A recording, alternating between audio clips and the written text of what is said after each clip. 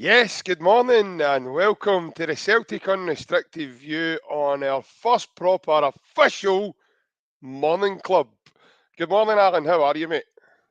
Morning, JP. Aye, so long since I last seen you, but aye, fantastic. Uh, nice wee pod last night. Lots to get into. Uh, and ready to rock roll for this morning as well. So here's something to we can get on with these morning briefings or Yeah, such and see how they go. How yeah, are that's it, you? mate. That's it. Yeah, I'm good, mate. I had a good night's sleep last night, to be fair. So, aye, pretty good. And as I say, I feel a wee bit in uncharted waters at the moment because we're on in the morning. And God me, so far, some of the comments we've got. I think people find it a bit strange having to say good morning instead of good evening, gentlemen, or whatever they say. But yeah, mate, it's good to obviously get this going. It's an idea that we've came up with ourselves. So here's hope moving forward it can only be good for us, and it also gives other people maybe a wee chance that don't maybe get a chance to see us at night time if they're maybe busy with their families or doing something else. They can log on and have a chat with us, mate. So what we'll do, obviously, as we normally do, um, we will go to some of the comments. FTB says, "Morning lads, hope you're well. Hail, hail yourself." Well, And James says, "Morning, Jai, Pete, and Alan." It seems very strange to be saying that. I think that's the census for most people. Chris Murray's joining us. It seems strange watching you boys in the morning. Anyways, morning, hail. Good morning, folks. Plunge. Morning. Is this because of the Champions League or is this a permanent time slot? We're looking along the lines of a permanent time slot plunge moving forward.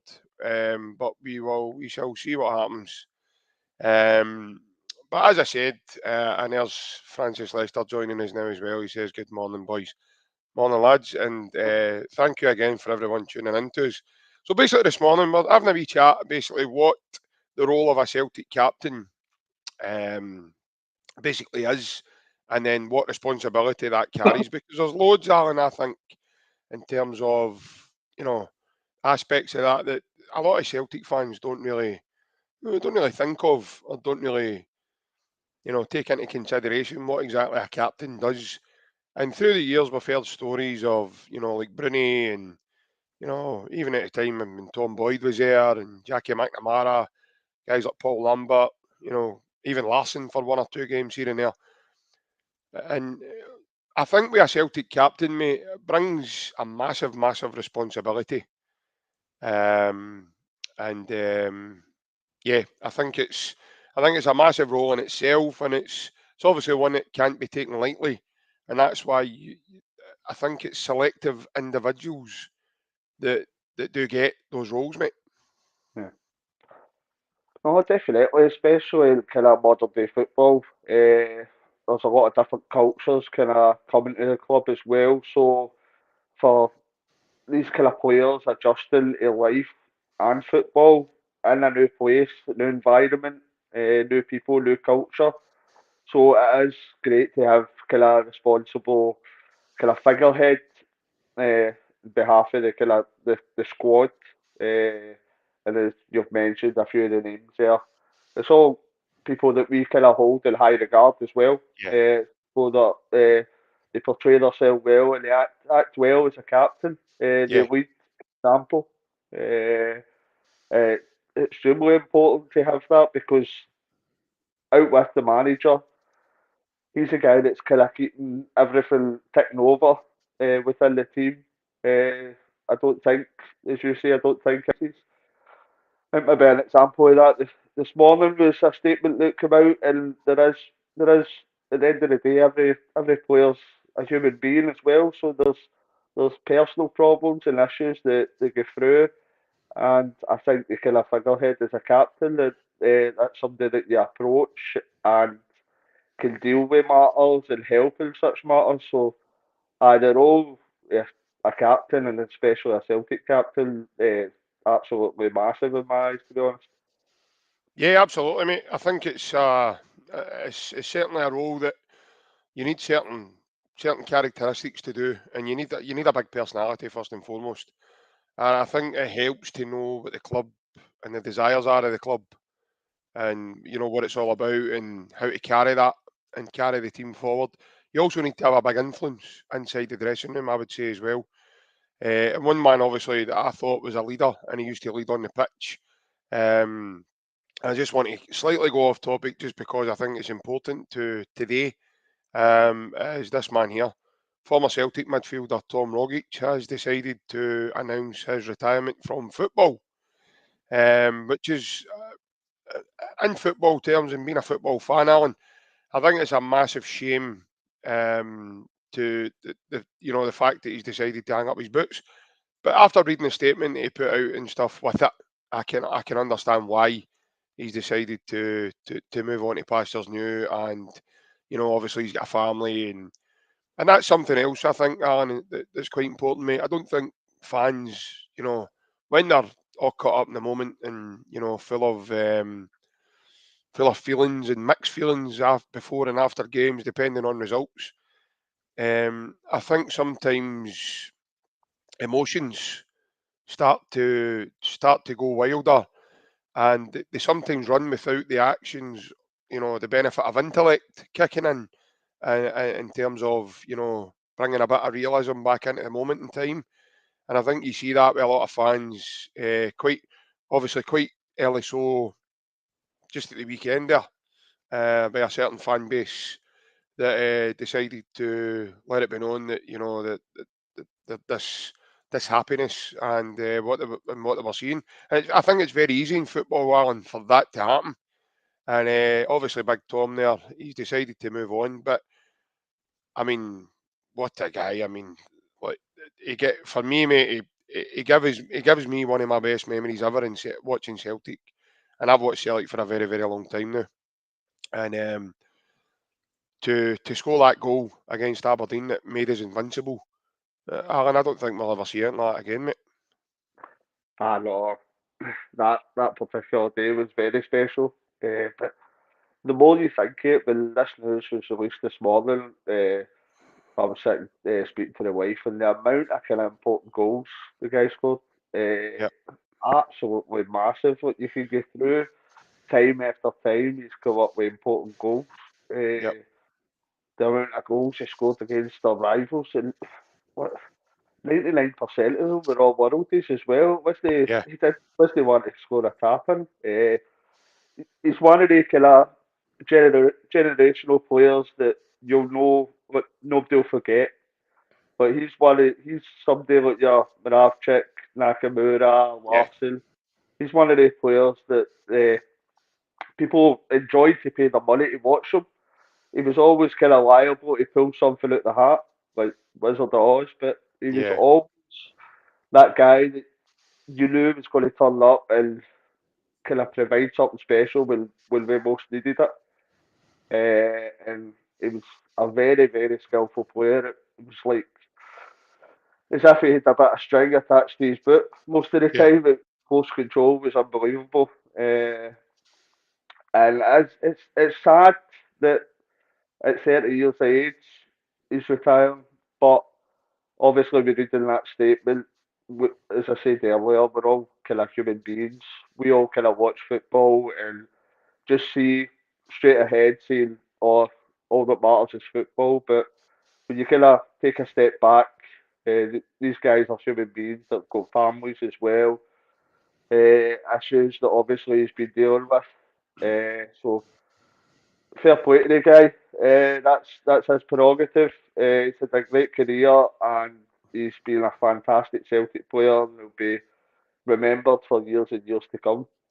yeah. He absolutely has, mate. And I think it's quite evident, mate, that he was a natural leader on the Celtic side, and I think behind the scenes, I know he he was known for being a bit of a private man in terms of his personal life and stuff, and even some of his friends in football maybe didn't know a lot of what was going on in terms of in his own life, but he certainly was a massive leader. And I mean, this is a guy not so long ago, um, before Ange Postecoglou came to Celtic, was heading for the exit door, albeit a glip and the deal that it was going to take him to Qatar. Remember? Yeah. For Um, down minute. yeah, yeah, and obviously something then happened and scuppered that deal. And at the time, Marlon, I believe in there's certain moments in football that you, you that kind of spark you on a wee bit, and and for me that was Tom Rogic's. I think he then kicked on and delivered more success for the team. But not only him, it also happened to Jozo Simunovic under Brendan. Mm. He was almost out the door. He was over in Italy and he nearly signed for Torino, albeit there was an issue with I think it was his medical or something, if my memory serves me right.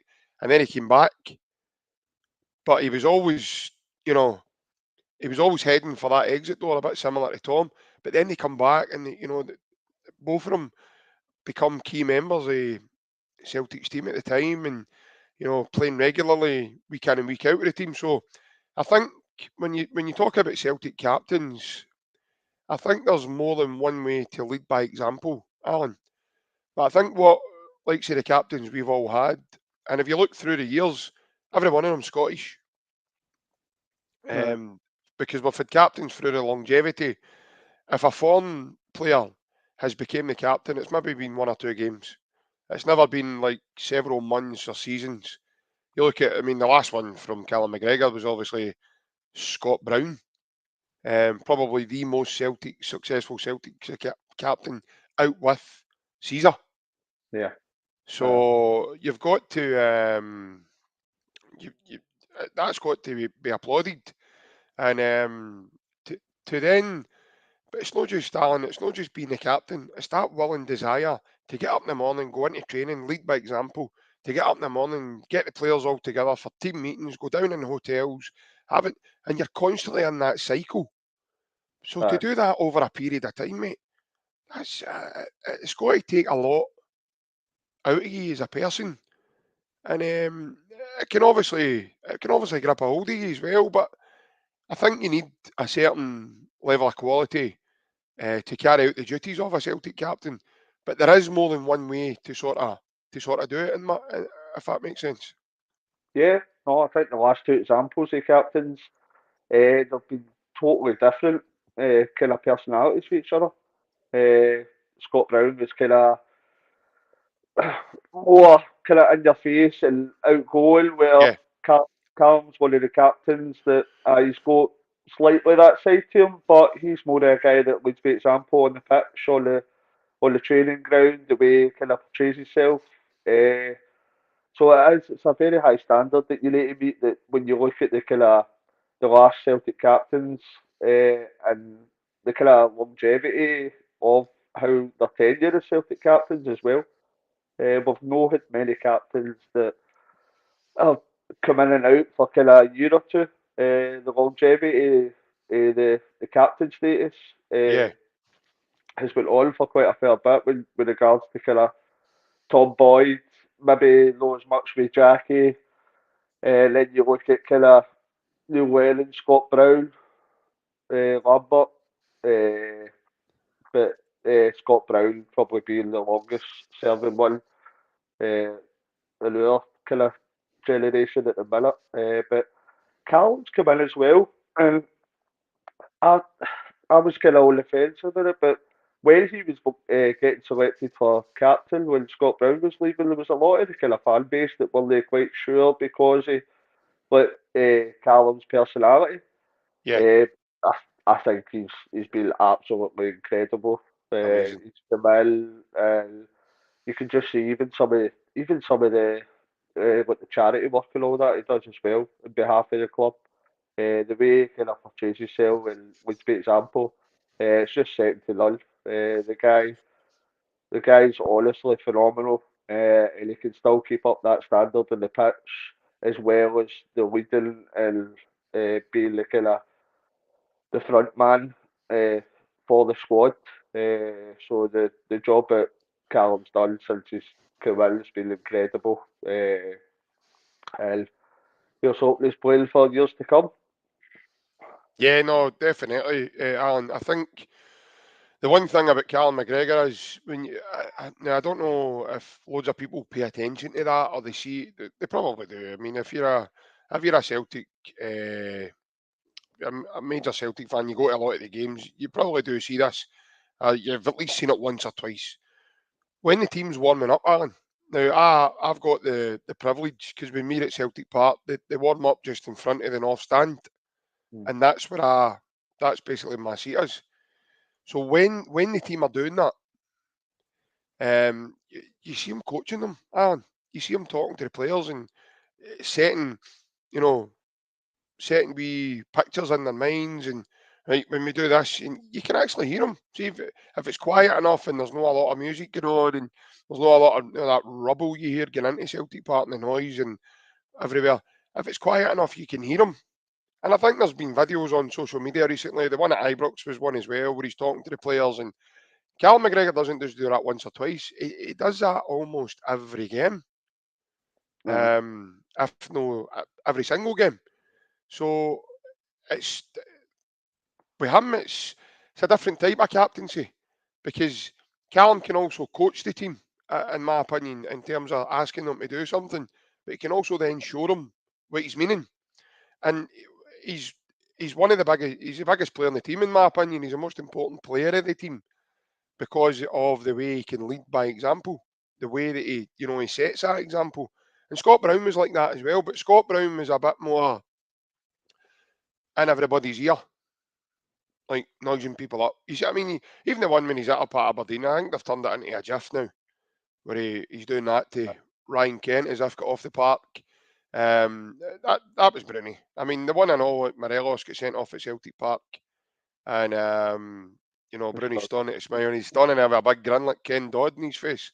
It's just it's that was just Brownie. That was just the way he was. I think the one that And optimises him, see the one at Aberdeen that you were mentioning, mind the one that he got halved a couple of times and then he got up, kind of the dancing way.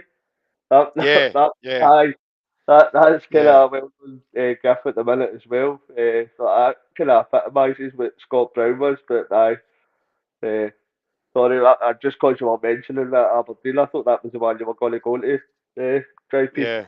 Is that many about I Scott would have Brown? came. I was going to come to that. I had that in my head there, aye. But that was the one that Logan was it. Shea Logan kicked the ball off him as well. Aye, aye, Yeah. Um. Yeah.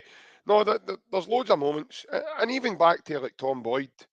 I don't know if you remember it personally, but I was there that day when we stopped. We actually won the league and stopped 10 in a row. mm, The official 10 in a row, as I would call it.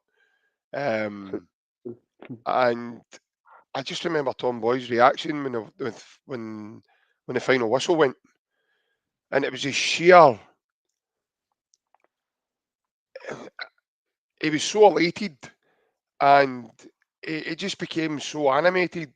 And I think, obviously,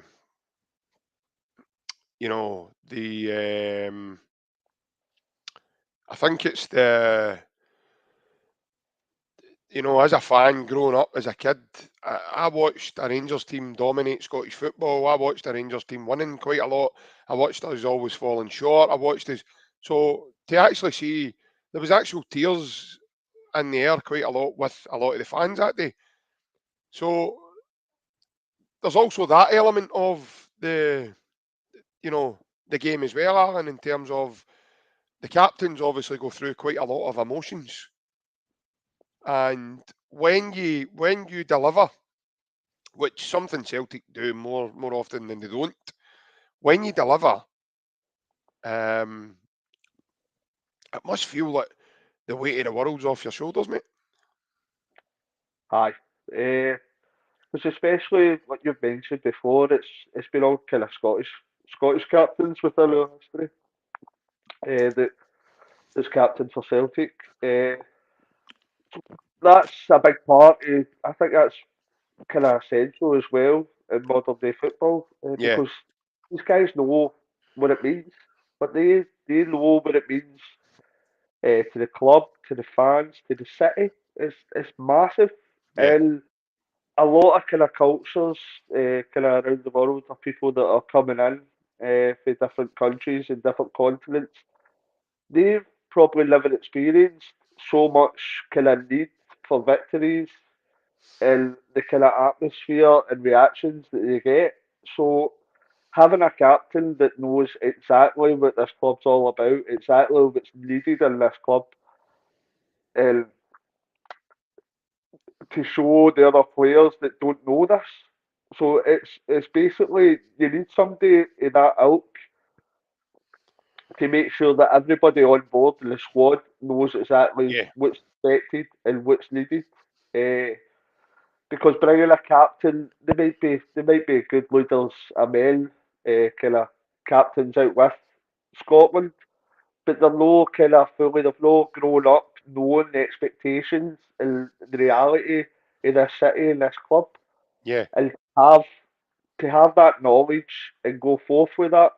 I believe that's essential and massive to show the other players that are coming in, so that the whole club and the whole squad knows what's expected and what's needed from them.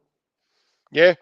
And I think obviously more so now. I mean, we've got guys coming from the other side of the world, and I think now it's important to have these guys in your squad. People talk about guys like Anthony Ralston and James Forrest and Greg Taylor and guys like Stephen Wells, guys like that. But they've all had the beauty of coming through Celtic's academy from a very, very young age. So they know the day in, day out, day of working and what it's like to work your way right through the system at Celtic. So having these guys as part of now your first team squad, it's not just sometimes about Alan. Are these guys going to play 30, 40 games a season? These guys are also needed for other roles as well as playing football with Celtic.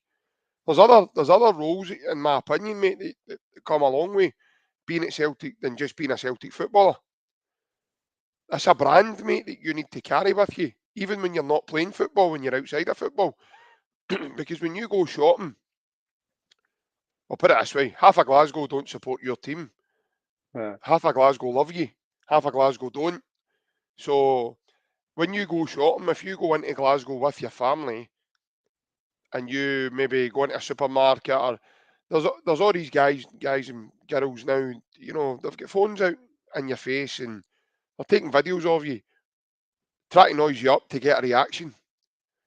So as a Celtic player, you've got to carry yourself really, really professionally, really, really well. Even although times might be hard, um, that just say for talking sake, the team aren't doing well, that they're not in any forum, that you need to carry yourself in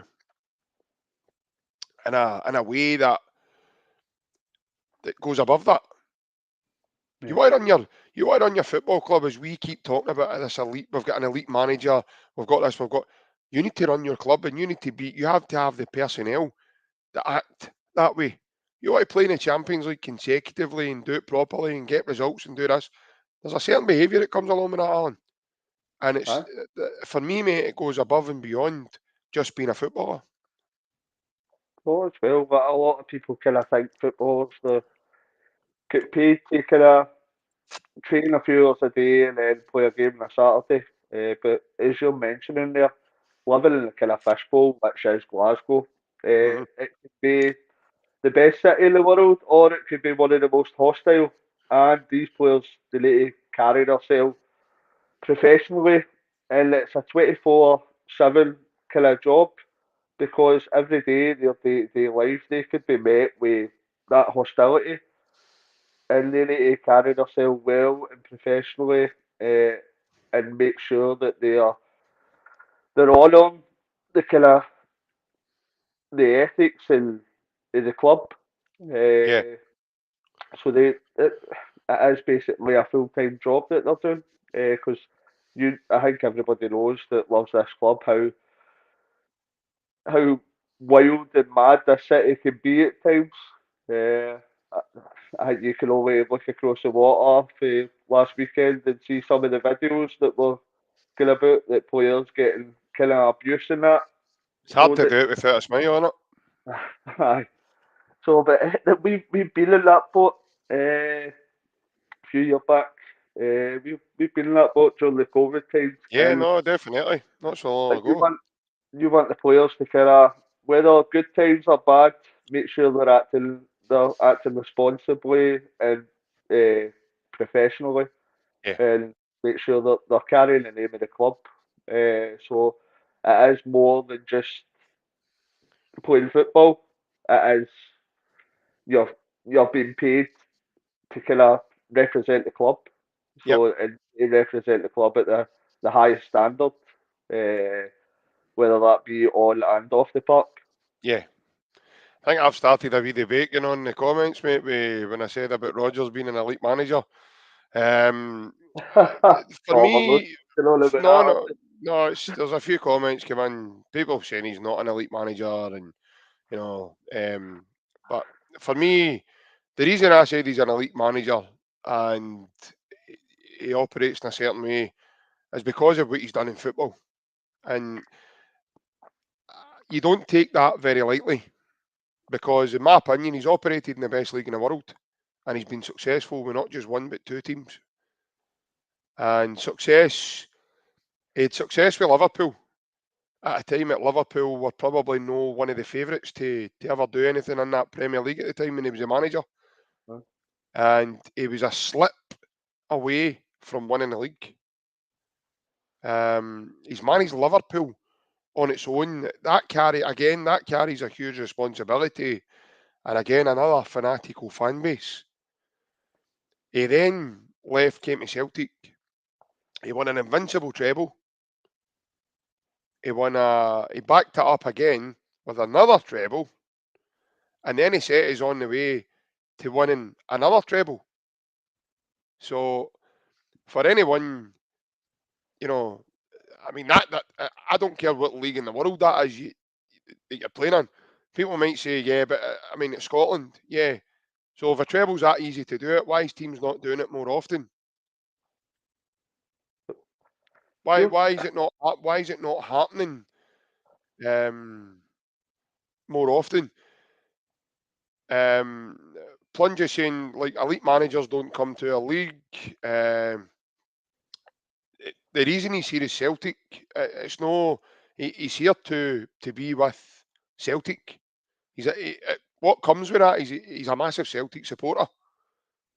So that you know he comes along with Celtic because he's a massive Celtic fan. That's why he's came here. I said it at the beginning. We were so lucky to have him. He was a Premier League level, a top end Premier League level manager before he came to Celtic. That was a football brain. You've got to look at you've got to look at what he done at Swansea before he came here, before even he went to Liverpool, and he brought them up through the playoffs. Uh, Then look at the job he's just done with Leicester. Two fifth place finishes. They won the FA Cup, albeit there was mismanaging happening in the background, which is why it ended, you know, so badly for him. But the sole blame wasn't just down to Rodgers. Listen, everybody's got their opinions, and that's absolutely fine. Those above reasons of why what I've just said there are my reasons for having the belief that I think he's an elite football manager because of that. But everybody is different. Everybody's got their own their own way of doing it. John on the comments is asking, is Ange an elite manager? Yes, he is. And again, another manager we were very lucky to have. So I think you're seeing the fruits of that now with Spurs. Spurs are at the top end of the Premier League. Um, and I know people are going to say, you know, it's a honeymoon period, it's this, it's that. The players that he's brought in and then the players he's now turned to make better and improving day in and day out show you that he's got the minerals to be a top manager. Spurs were, you look at Spurs before Ange took them over, John. They were in disarray, they were in total, it was carnage getting in there. So, yeah, I would say Ange is an elite manager too. But I think I think the Leicester job was kind of underplayed as well. See what Brendan done with Leicester the last season of that. The owners pulled all the funding away for any transfers. The guys took Leicester City 2 years in a row to fifth position, winning an FA Cup, and it was semi-final of a European competition as well. To do that with a club like Leicester City, and that for in the space of 2 years in a row, I think it's a phenomenal job. And as you say, everybody's got different opinions, but to question if Brendan's an elite level manager, I'm not sure about. I think he's definitely an elite level manager, and I think that all the proof's there to see. As he's I been say, successful everywhere he's been. aye. So That's the common denominator of that, Alan. Success follows him everywhere. And so far in his career, in the 20 odd year or whatever he's done it, and success has followed the man. yeah, The CV doesn't lie. His actual CV doesn't tell porkies. You yeah, know, it's there to be seen. So the argument of is he elite, is he not, is he well, I think me personally, if you're looking at it in a footballing perspective, if Brendan Rodgers goes for a job, regardless of what job it is, in my opinion, Brendan Rodgers is in with a very good chance of getting it. Why? Because of his success and because of his experience. Now, what's also on his CV is that he makes players better. So does Ange. He turns guys that we would maybe call middle of the road type players. He turns them into better and making them believe that I can play at top level. Ange took a Celtic team that were going nowhere. That we had no clue what the hell was going on. We thought Eddie Howe was coming in. That never materialised. It took ages for that to happen, that process. And then all of a sudden, this man from Japan, and everybody was going, who is this guy? And he came, and his first 6 games, he lost 3 of them. And everybody was like, whoa. But nobody in the Celtic fans were going against him because we could clearly, from day one, see an identity of the way he was wanting to play. He wanted the team to play in a certain way. But once the season hit September, and even now in October of that season, by God, did we see that starting to, that started to take shape. And that team, like I say, the football was like in 3D. The last couple of games domestically, Alan, I think we touched on it last night. It was Ryan that said it last night, mate. I think Rodgers is now relating back to that a wee bit in terms of, yeah, we'll keep possession, but Greg Taylor, Alistair Johnson, I want you to come inside. And because I think he realises now that Greg Taylor plays his best football when he's in the field. yeah. So I think that's another one because Greg Taylor, for me, is also a leader. So, and he leads, he's a talker as well. And not only that as well, mate, he's got his own wee kind of podcast side, like kind of podcast channel running now where he interviews the squad and it's on YouTube and things like that help build character, Alan. And right away, mate, you see these guys all together. You see the way they are. They done the new FIFA. I know it's not called FIFA. It's called that EF Right, um, so 24 or whatever it's called. Um, you seen that video of them all taking penalties and free kicks and hitting the cardboard, and it's just the sheer interaction of them. Now, it's maybe because I'm not looking for it, but I don't see other teams doing videos like that. I don't see them doing that in a certain way. But that also helps with team bonding, Alan, yeah. doing exercises like that. But So I just to think touch I think on, all in all, mate, I think it's sorry, mate, I'll let you in a wee second. I think all in all, mate, it just ties in with building that mentality, building that team morale and that team bond. aye, no, you're definitely spot on. Just something to pick up on for earlier with Brendan. See, with regards to last week against Livingston, when we got into 10 men, how many managers in the past, or how many managers would you trust for us to go ahead and win 3-0 for that point? Well, he's he's got he's got knowledge of how to kind of tactically tweak things within a Yeah, game. No matter what he's that calm as well. The yeah, first thing that you seen after that sending off was Callum McGregor was shouted out to Brendan Rodgers. He had a quiet wee word in his ear. He didn't react to the referee sending anybody off. He had a quiet word in his ear and made these slight wee changes that made sure that we got the 3 points that day. yeah, And it's happened a few times. If you look at the time in the past as well, when we played Rangers at Ibrox, the Edward goal, we go yep, down to 10-10 with Big Yozo. Uh, most people, including probably ourselves, would think, oh, he's going to make a change and make it more defensive. No, Brendan brings on Odson Edward, brings on another striker, and it ends up working out well when we win the game. So I think he's a top class manager that can make they kind of changes within a game that a lot of people will see that yeah, they kind of changes would benefit. Uh, so I just think while he's here, we're extremely lucky to have a manager of his calibre.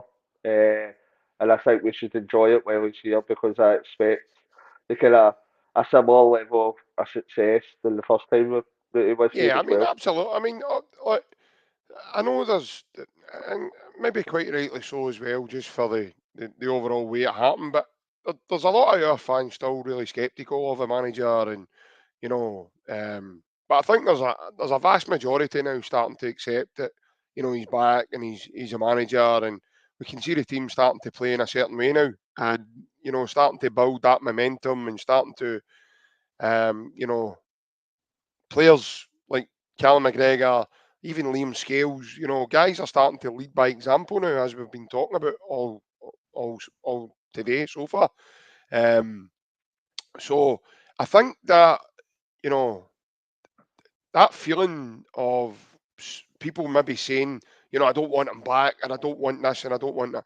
I think that's starting now slightly to go away because a lot of Celtic fans that I speak to, guys in my family, my friends, guys about school, they're all loving it. The fact that he's back, and there's not much negativity now around about me going, right, I don't want him, or there's not much of that being said now. So I really do think that the more and more Celtic keep winning, then I think the fans will, they'll start to warm to him again. It was like he says at the beginning, before the campaign began and he was unveiled in front of the fans and stuff.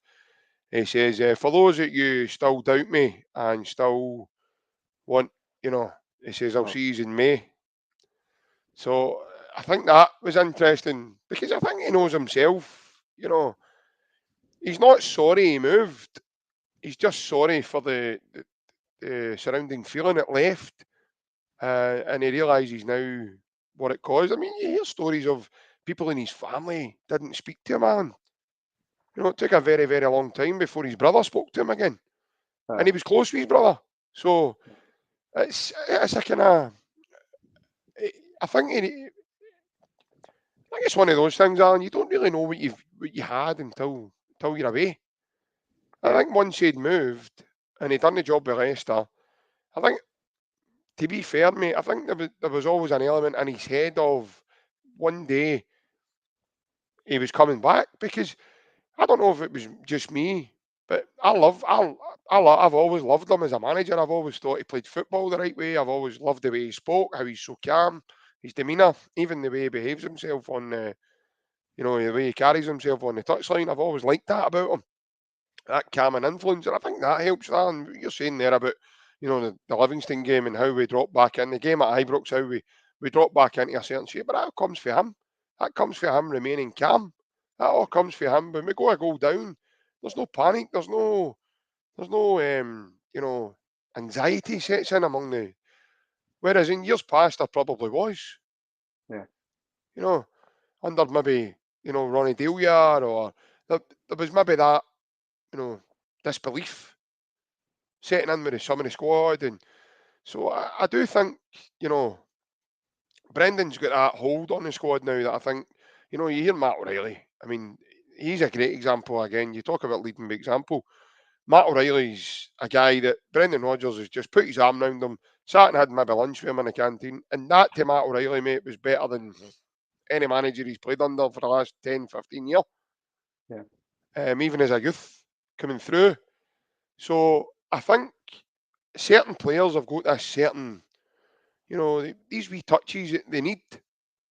And Brendan has got a track record and proven record of being able to do that, being able to get in about your head and finding about where you are in terms of your mentality, where are we now?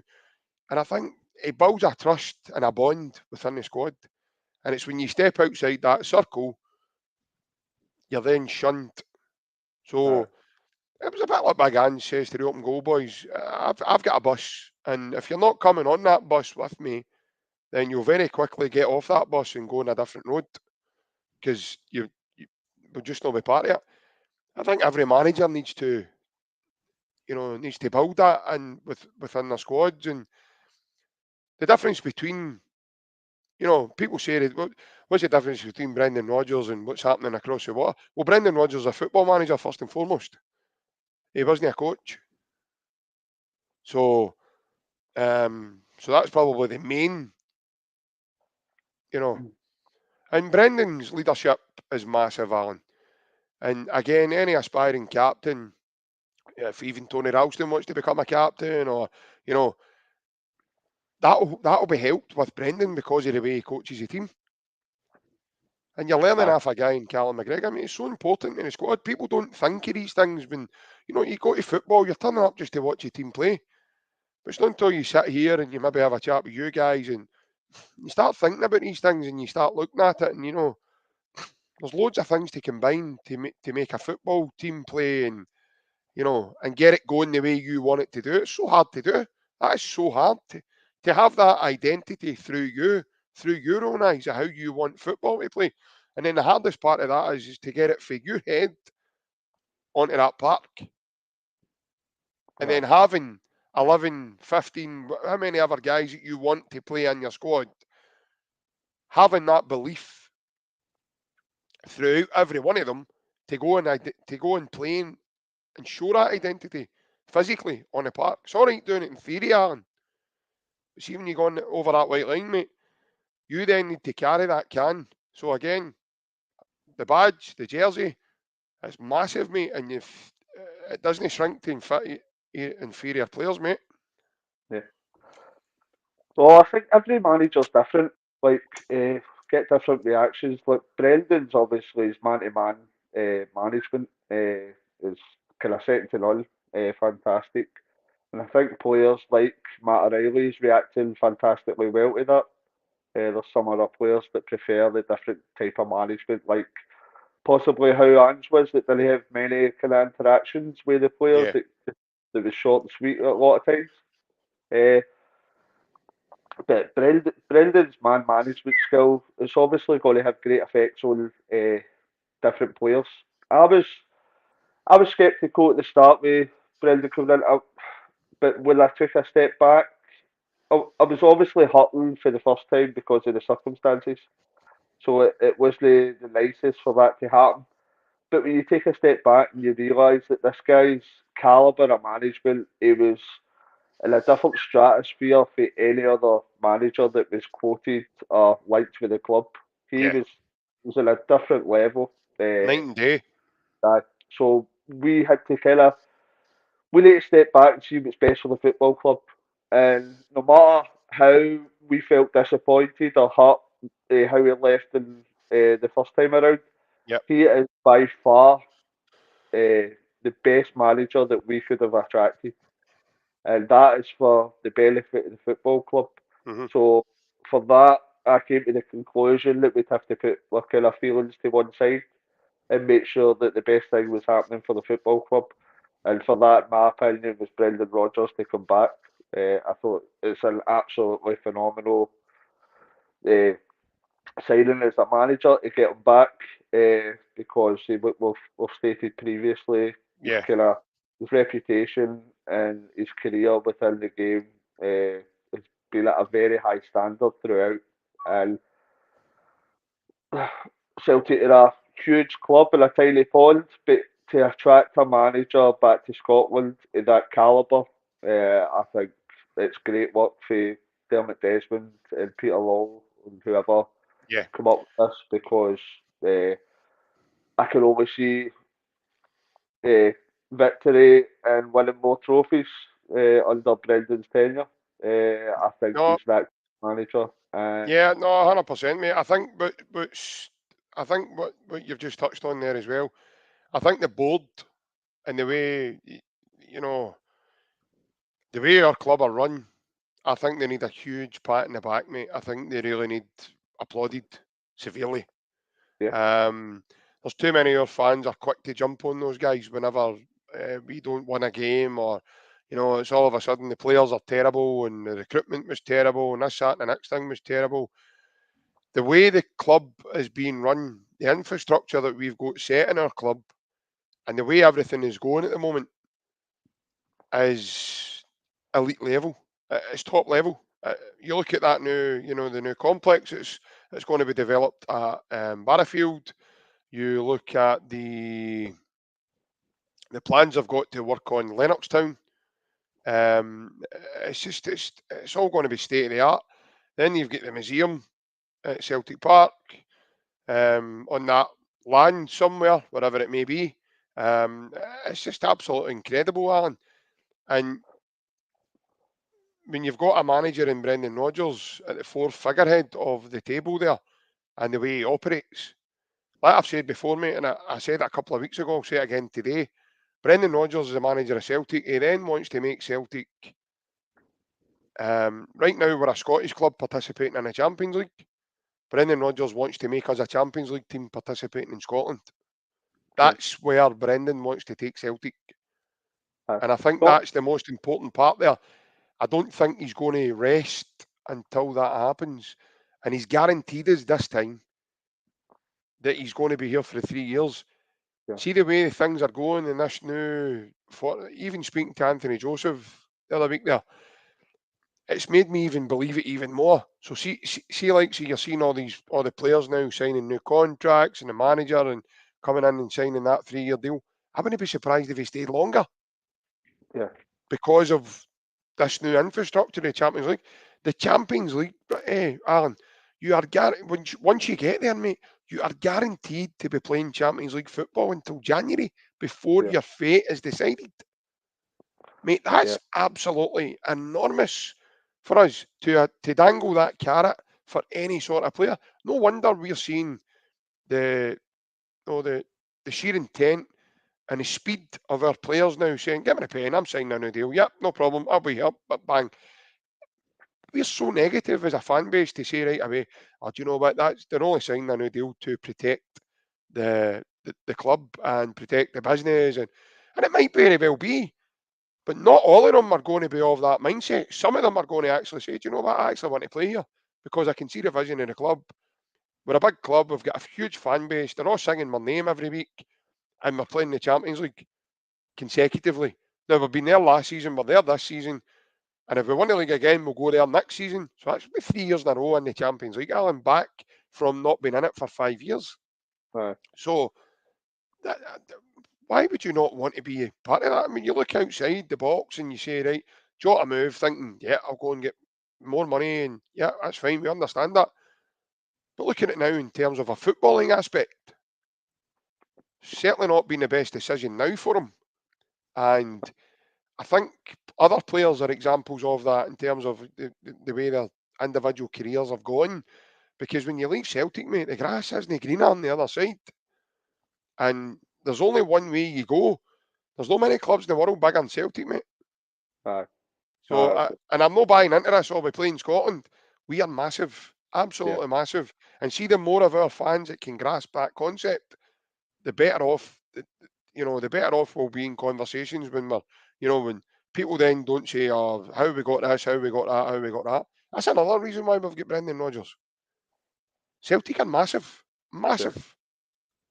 So it's no just because Celtic are in Scottish football, that isn't Celtic's fault. But unfortunately, we have a club there.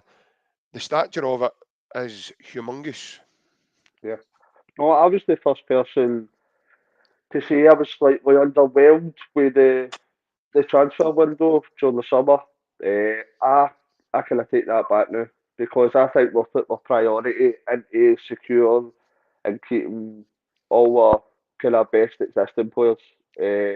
I think that's been the Is priority to that when put you them. and Ryan and Barry Bannon decided to gang up on me last week and have a Uh, right go at me? And I was trying to tell you, no, no, calm down.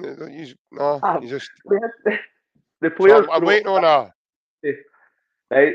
But I think it's been massive business with the renewals of contracts. I Yeah, think I wasn't expecting that, and I'm reading on Twitter some rumours as well, I don't kicking think we've about. ever seen this before, Alan. I'm being honest, mate. Sorry to interrupt. I don't think we've ever seen this before.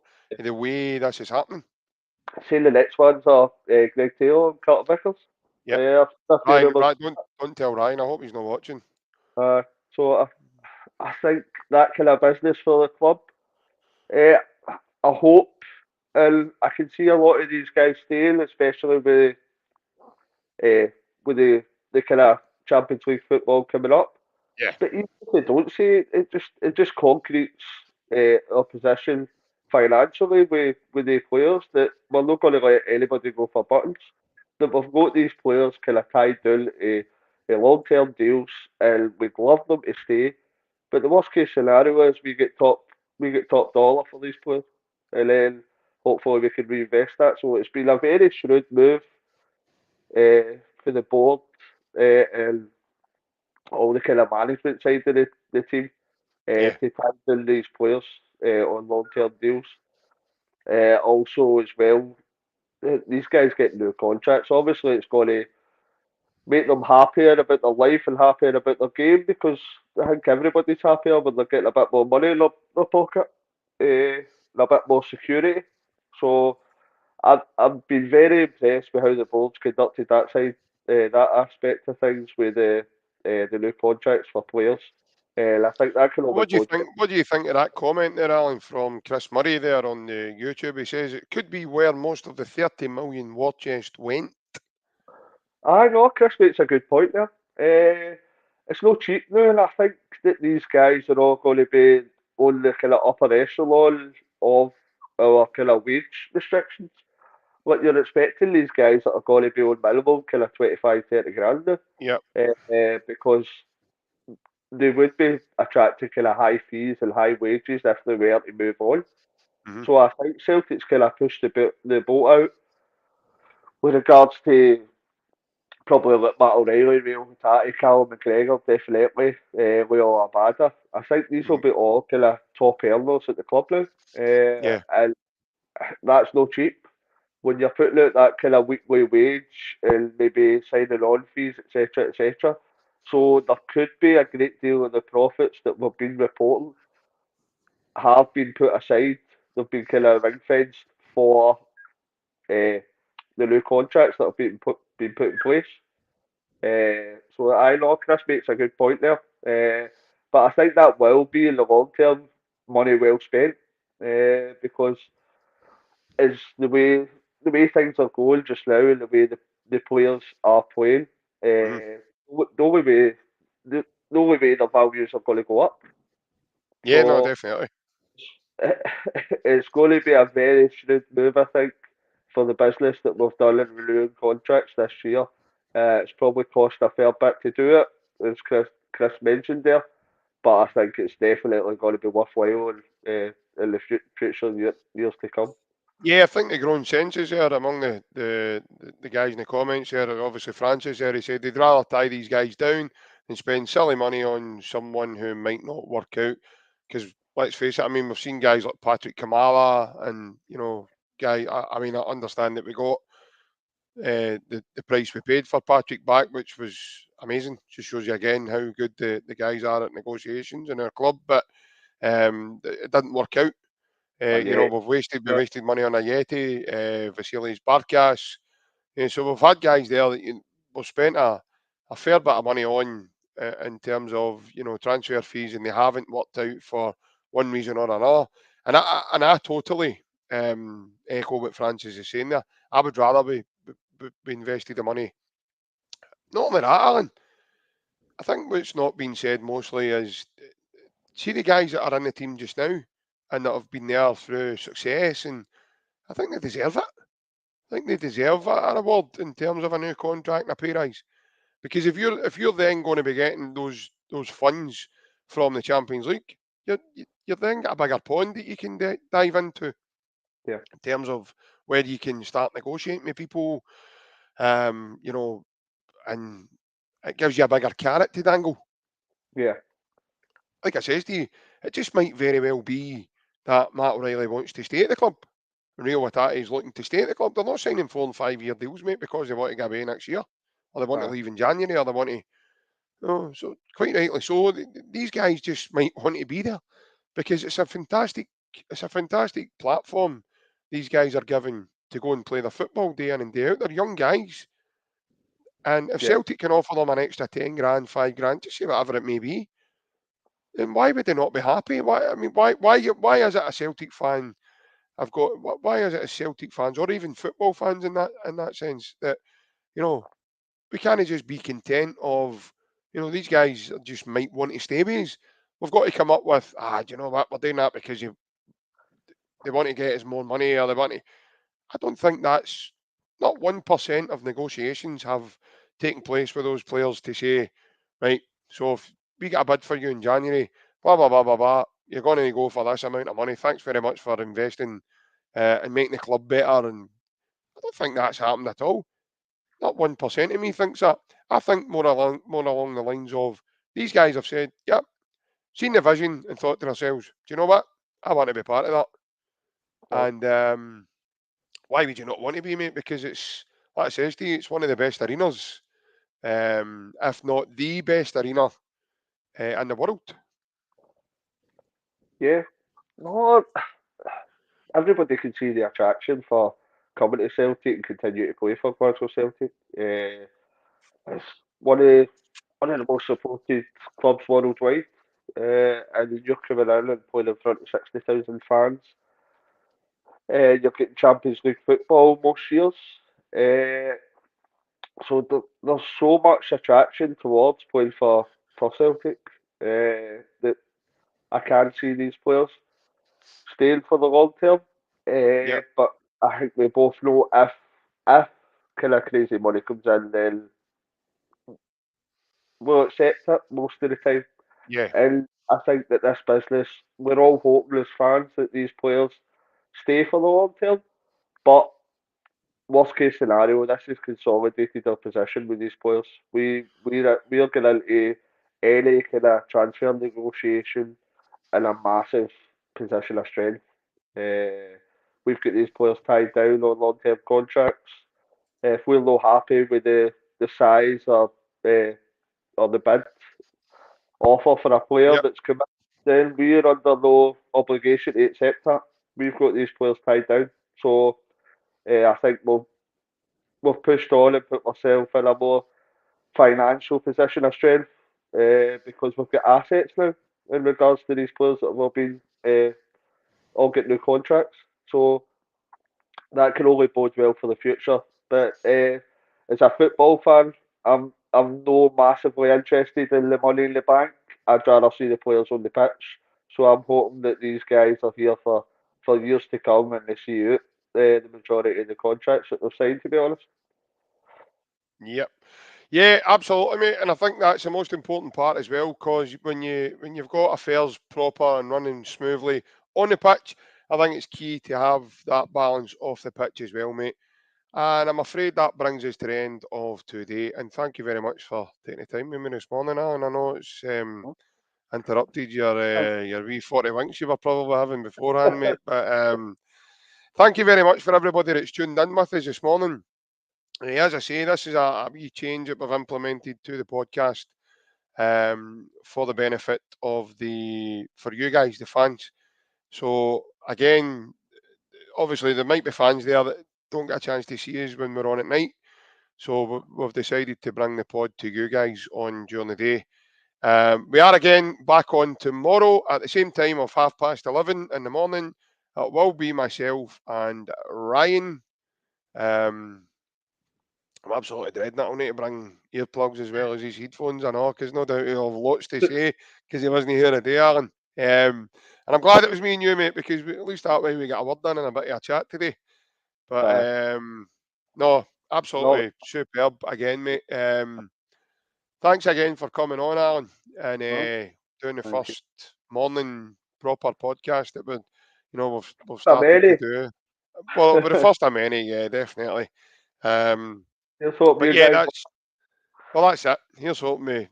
We've had quite a good bit of interaction this morning. Some really good comments, some really good points and stuff. And Ryan's been in the comments as well. Um, and he's put up a wee comment about tomorrow. He says, "Don't be naive to think tomorrow won't be a hard game. We don't get a victory. It's going to be a very hard. It's going to be very hard to qualify.